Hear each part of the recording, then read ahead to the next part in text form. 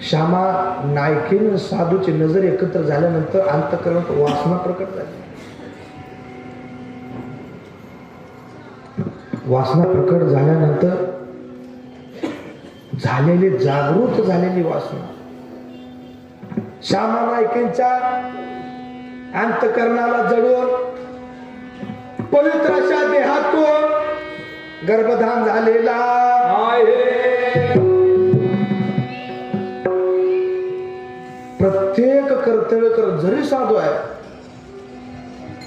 नजर बघण्याचा दृष्टिकोन फक्त चुकला पाहिजे.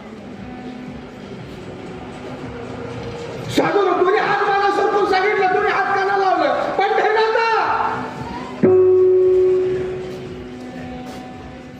कृत्य घडल्यानंतर अंतर कापू लागलं पाहिजे.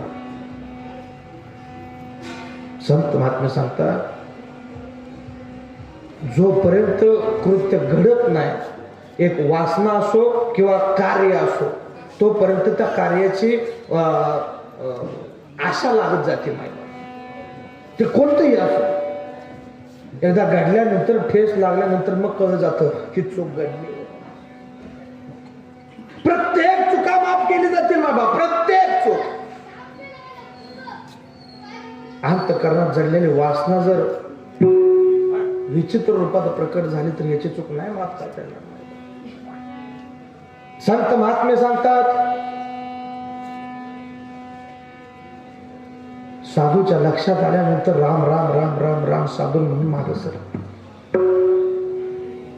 अंतःकरणात करू लागला. भगवंता, कोणत्या जन्मात पाप केले रे?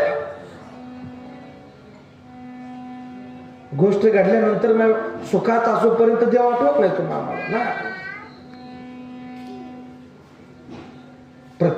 प्रत्येक गोष्टीला जर दुःख घडायला लागलं तर बसलेला माता मंडळा बोट मोडते त्या देवा.